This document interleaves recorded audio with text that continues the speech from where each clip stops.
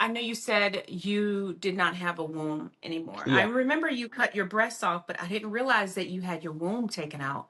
Mm, So tell me just about how that makes you feel now. yeah, for sure. So when I removed my womb, I thought to myself, I'm never gonna have children anyway. And so I might as well, yeah, get rid of it because if I continue to take testosterone, my womb can end up cancerous. So I'd rather not have cancer. So I decided to go to great lengths of removing it so that I could avoid that. But then after becoming a Christian, journaling, praying, and reflecting on what I did, I started to mourn the children I could have had. And to the point where I almost left God because the guilt had weighed down so heavy on my shoulders. And for months upon months upon months, it was still such a delicate topic for me. It was hard for me to speak about it without crying because I'm like, wow, I will never be able to ever see my children. I'll never be able to see little mini me's.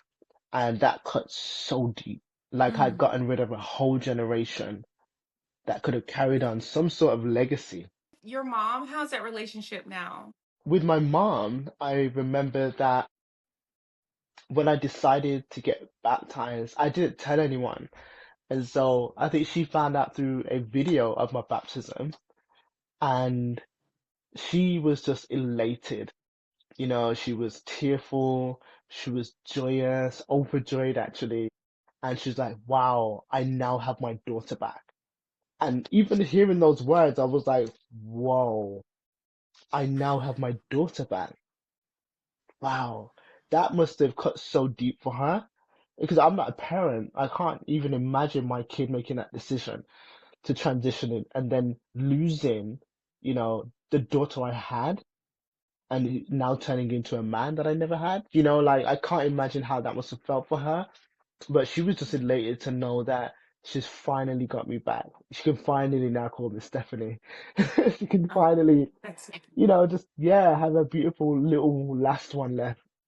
One thing that I'd advise my younger self is to think long and hard about the decisions that you're gonna make before you make them.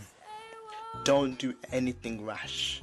Just because you feel something one day, that feeling might go away next week or even the next 24 hours. Yeah, think long and hard about the decisions that you're gonna make because the decisions that you make today are the consequences of tomorrow.